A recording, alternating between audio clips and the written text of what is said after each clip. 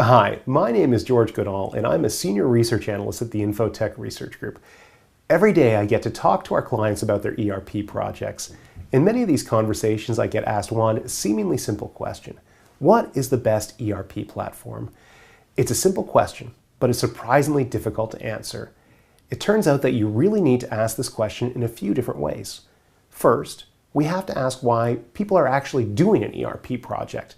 Ultimately, this is the driver for the entire thing. Then we have to ask what kinds of challenges people actually experience during the project. And then we have to explore what some of the key ongoing operational issues are for managing the entire system. So the first question we ask is, what are the key drivers for your ERP project? Why are you replacing the existing system? I hear a lot of different answers here because every enterprise is unique. There are, however, some common themes. Our data indicates two common themes that appear in the majority of ERP implementations. The first is the need for improved reporting.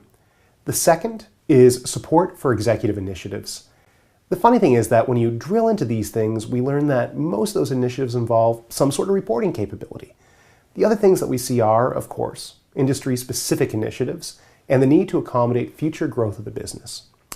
In many cases, this growth comes from international expansion and acquisition. So what does this all mean for us at InfoTech when we review products?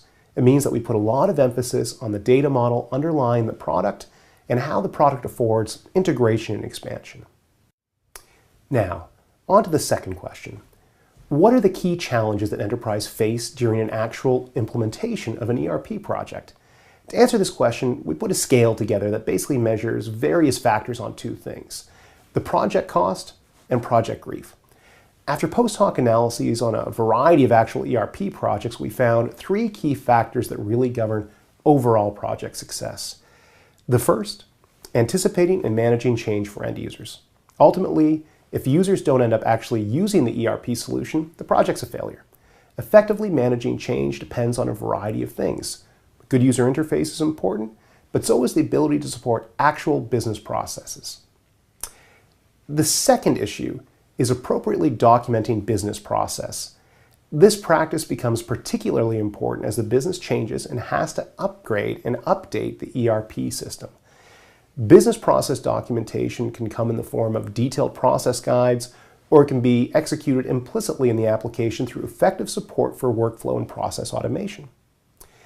The third issue that we see is managing the transition from implementation to operation. Now, no technology can effectively address this issue. Success here is about finding the right partners for both technology and implementation. ERP is more than an application. It's a long-term relationship with solution providers. So far, we've learned that an effective ERP implementation requires a technology with a good data model to support integration and ongoing development. This will support reporting, executive demands, and ongoing growth.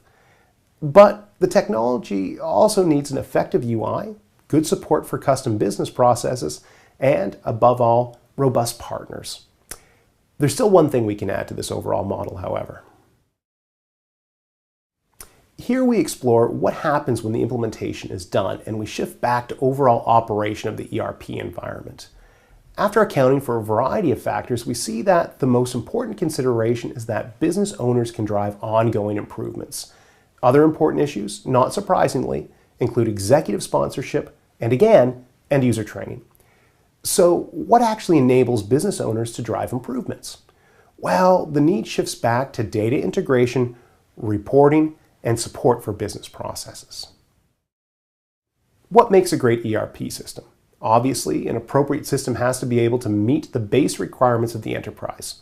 A manufacturing company, for example, must have the appropriate manufacturing modules. But ERP has been around for a long time, so there's a high degree of similarity between the various systems. The best products, however, have features that address the problems that we see at each stage of the ERP project. So finally, the answer to the question that we asked at the very beginning: what differentiates the best ERP products from the rest of them? Number one, data integration, the ability to incorporate data from across the business.